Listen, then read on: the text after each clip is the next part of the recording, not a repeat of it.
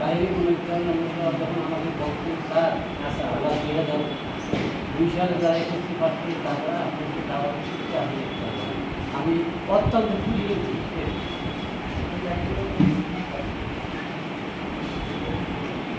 যারা SSC pass করে তারা আরও ৫ বছর আগে এখানে ভর্তি হয়েছে। তখন আমার শিক্ষকতার একেবারে পুরা যোগ্যতা।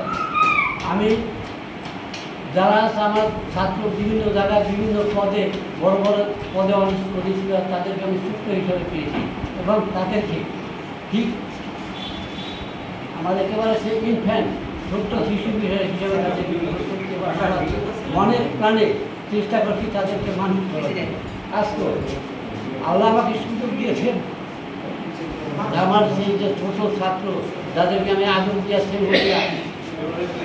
পাঠদান করছি তারা মানুষ হয়েছে। আমার আগ্রহ হয়েছিল যে আমি যাই আমার ছাত্র যারা আছে ছাত্রছাত্রীরা তারা কে কী করেছেন আমি ভুলে গেছিলাম সবাই। আজকে দেখলাম যে আমার অনেক ছাত্র অনেক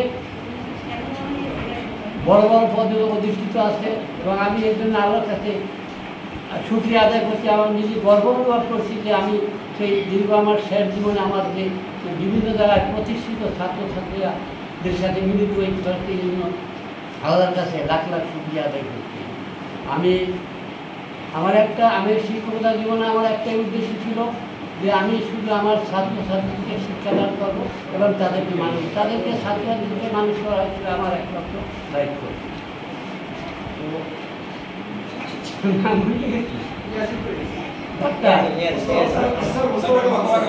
মোস্তফা কামাল বসু, ওনার বাবা আমার এক সময়